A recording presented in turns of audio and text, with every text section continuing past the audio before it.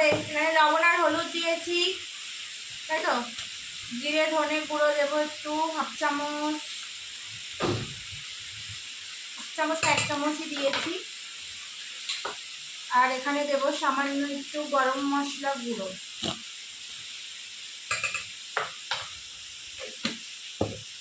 এখানে নিয়ে নিয়েছি একটা পেঁয়াজ, একটা রসুন আর আদা আর কাঁচা লঙ্কা, এটার একটা পেস্ট বানিয়ে নেব।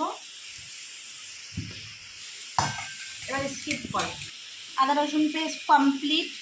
এটা এবার এই যে চিকেনের মধ্যে দিয়ে দেবো।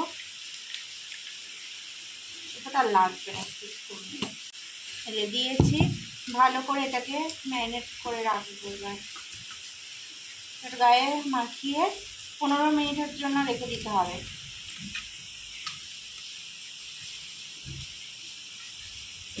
কেউ চাইলে এখানে শুকনো লঙ্কার গুঁড়ো ইউজ করতে পারে। নিজে মাখানো কমপ্লিট। এবার ঢাকা দিয়ে রেখে দেবো 15 মিনিট পর। চিকেন ম্যারিনেট করা 15 মিনিট হয়ে গেছে। কড়াইয়ে তেল বসিয়ে দিয়েছি, তেলটাও গরম হয়ে গিয়েছে। বাইরে হচ্ছে প্রচণ্ড লেভেলের বৃষ্টি। তো এবার চিকেনটা একটা একটা করে দিয়ে দেব। এখানে বড় সাইজের চিকেন নিলেও নিতে পারে, কিন্তু রান্নার যে পিসগুলো তার থেকেই নিয়েই আমি বানাচ্ছি আর কি। গ্যাসের ফ্লেমটা একদম লো।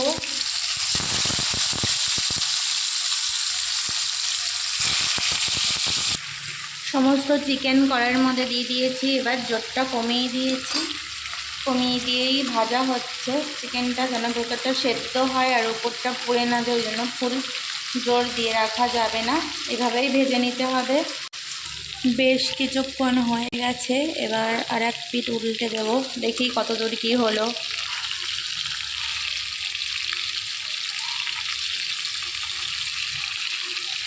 এই তো কালার চলে এসেছে।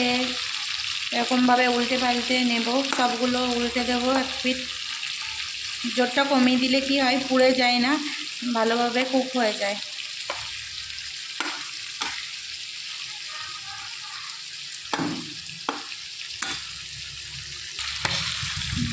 চিকেনটা উল্টে দেওয়া হয়ে গেছে। লেবুর রস দিতে ভুলে গেছিলাম, অবশ্যই লেবুর রস দেবে, তাহলে টেস্ট আসবে ভালো। আমি এখন দিয়ে দিচ্ছি।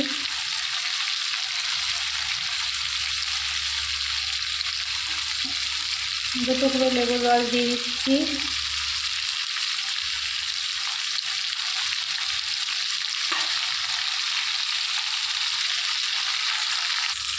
প্রায় হয়ে গেছে, প্রায় আর একটুখানি বাকি। উল্টে পাল্টে ভেজে নিচ্ছি। এদিকে ছেলে দেরি সহ্য হচ্ছে না, তো আর একটুখানি এই 2-3 পিস একটু বাকি, বাকিগুলো কমপ্লিট। এই যে নলা দেওয়ার জন্য রেডি নি, এনার পেটে এখন জ্বালা লেগে গেছে খাওয়ার জন্য।